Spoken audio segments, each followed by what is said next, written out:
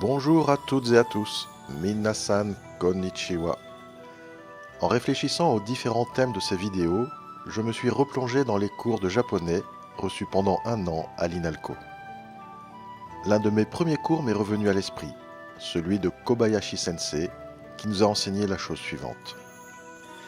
Si vous voulez comprendre une des nombreuses différences entre les Français et les Japonais, pensez à ces deux images. Le semeur de blé pour la France et le planteur de riz pour le Japon. Le geste auguste du semeur. Le semeur de blé prendra des poignées généreuses de blé pour ensemencer son champ.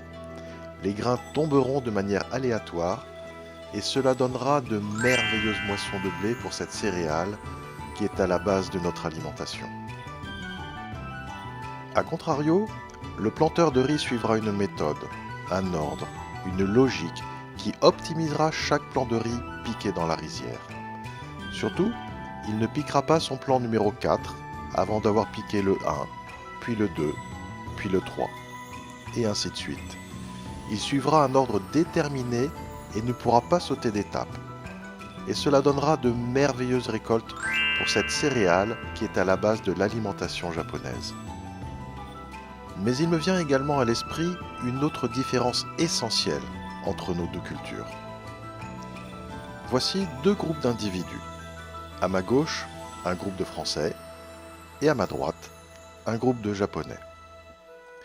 Le Français se sentira très majoritairement à l'extérieur du cercle, pointant sa nature individualiste.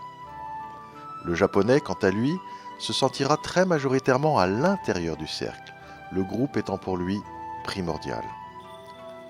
Pour tenter d'expliquer la relation du Japonais au groupe, je reprends ici l'analyse de Cassandra Châtaignier, Master 2 Communication et Formation interculturelle à l'INALCO.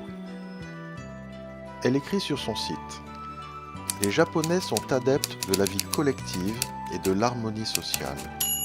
L'individu laisse place au groupe et la priorité est donnée aux autres, ce qui rend les Japonais solidaires et patriotes. C'est ancré dans leur culture.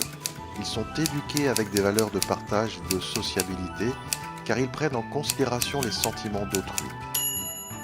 Selon eux, le fait d'appartenir à un groupe leur permet de s'identifier ensuite comme individus.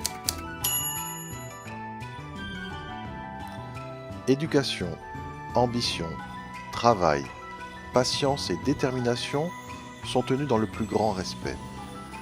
Les Japonais respectent au plus haut point les notions de loyauté, de valeur et de respect.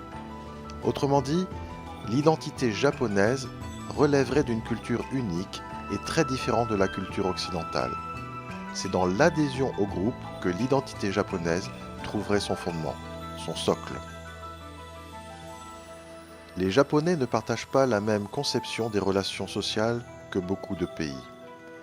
On pourrait penser qu'ils abandonnent leur individualité au profit des autres, mais au contraire. C'est en étant intégrés dans la société qu'ils se sentent le plus importants et qu'ils se reconnaissent comme individus. Pour eux, l'individu et le groupe forment un tout. On ne peut avoir de groupe sans individu et on ne peut être quelqu'un sans appartenir à un groupe.